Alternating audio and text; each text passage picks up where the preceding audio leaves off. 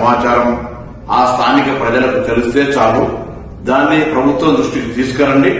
ఎంత పెద్దవాళ్ళున్నా చెరువు ఆక్రమణకు గురి అయిందంటే అక్కడ సంబంధిత అధికారులు వచ్చి తగిన చర్యలు తీసుకుంటారు. ఈ రోజు సమాజంలో మన బాధ్యతగా మనం భవిష్యత్తు తరానికి ఇచ్చేటువంటి వరం ఇది. మీ ప్రాంతంలో మీకు ఎక్కడ ఆర్టీఐ ద్వారా తీసుకున్నా, పూర్వీకుల దగ్గర నుంచి వచ్చేటువంటి వారసత్వంలో చెరువులు ఎక్కడెక్కడ ఉండనో తెలుసుకొని అవి ఆక్రమణకు గురైతే ఎంత పెద్దవాళ్ళైనా సరే, ఏ పార్టీ వాళ్ళైనా సరే ఆ సమాచారాన్ని ప్రభుత్వానికి ఫిర్యాదు రూపంలో చేయండి. ముఖ్యంగా హైదరాబాద్ ఇన్ఛార్జ్ మంత్రిగా జరుగుతున్నటువంటి చెరువుల పరిరక్షణకు జరుగుతున్నటువంటి ఒక కార్యక్రమంలో హైదరాబాద్ జంట నగరాల ప్రజలు, రంగారెడ్డి ప్రజలు ప్రకృతిని, భవిష్యత్ తరాన్ని, చెరువులను కాపాడుకొని ఒక వ్యవస్థను కాపాడుకోవడం జరిగే ఈ యొక్క ప్రక్రియలో స్వచ్ఛందంగా మీ ప్రాంతంలో చెరువులను రక్షించుకోవడానికి తరలి రావాల్సిందే ఈ సందర్భంగా కోరుతాను.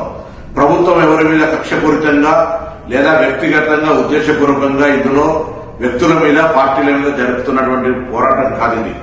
ఒక ప్రభుత్వం ఒక పరివర్తన తేవాలనుకున్నప్పుడు కొద్దిగా కష్టమైన, నష్టమైన ఇది తప్పది.